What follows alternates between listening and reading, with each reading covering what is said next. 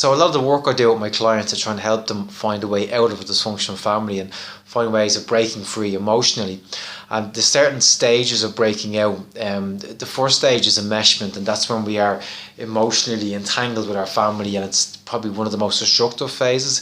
But the second phase is a realization, and it's a point when we kind of ask ourselves, what is this? What's going on? Is this normal? Are other people going through this? And that's generally when they end up in counselling. And obviously when I'm working with them, it's a very negative place because we're so enmeshed and so emotionally entangled with our family that we often feel very trapped. And it's very hard to see any positives from this, but an important part of what we do is help clients understand, or at least see some positives in this situation and some positives in moving forward with their life once they break away. And the starting point for me is to identify some of the advantages of actually being born into a dysfunctional family. Now, I normally get very funny looks when I even suggest it as an advantage.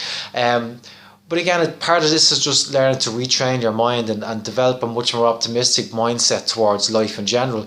There's always going to be challenges, there's always going to be struggles, but there's always something to learn and something good that can be taken from you. So some of the advantages that I've seen, now these are generalized, these do not apply to everybody. Some people come out worse from dysfunctional families, but some people who have a good sense of compassion and are good people are just stuck. There is good that comes from being enmeshed in this situation. The first thing I find is that a lot of them, they have a greater sense of compassion for what other people are dealing with, because they've struggled themselves and they've probably been hurt themselves so much. They have a greater understanding of how other people may be struggling, and that compassion will help them later in life in their relationships and help to form healthier bonds with other people away from their family.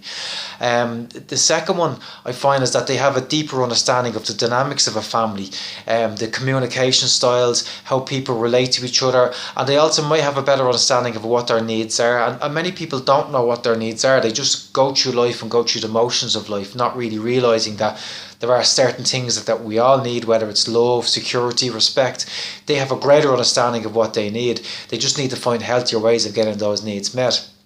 Another thing I found is that these people have quite good listening skills, and the reason they have good listening skills is because they weren't listened to at home, and generally people just offload all their problems onto them and they generally ignore them. But because of this situation, and because they do have needs and they still need the love of their parents, they become much more in tune with their parents' needs, and they develop these listening skills and active listening. And this is a skill again that translates outside of the family into other relationships or into their career, and they're much more in tune with what people are saying. And again, to listen is an important skill, and people have lost touch with this. People get distracted or they lose interest and their minds focus away, but to be able to pay attention and listen to one person talking, it's an important skill. Another one as well I find is that a lot of people in dysfunctional families, they develop an excess sense of responsibility, but because of that they become really hard workers.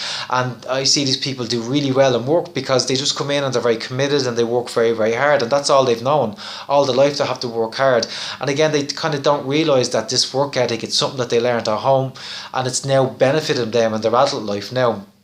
But I think the biggest thing I find is that a lot of people born into dysfunctional families, they've lower expectations and they have a greater sense of gratitude for when good things happen, whether it's good relationships or good opportunities in life or just any success. I find that they're just that little bit more grateful than people who were born into a healthier family and things were just easy for them. And they, the likes of the love and the respect and security and all the other things that many people take for granted in a family, these type of people, they don't take it for granted and they're grateful that they had it.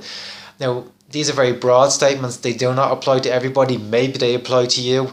But it's just another way of objectively viewing a situation and trying to find the positives in everything. And there is positives in every situation. It's very hard to see it, especially when you're stuck in the middle. But if you try hard, you will find them. So that's it, guys. Thanks for being here. Talk to you later.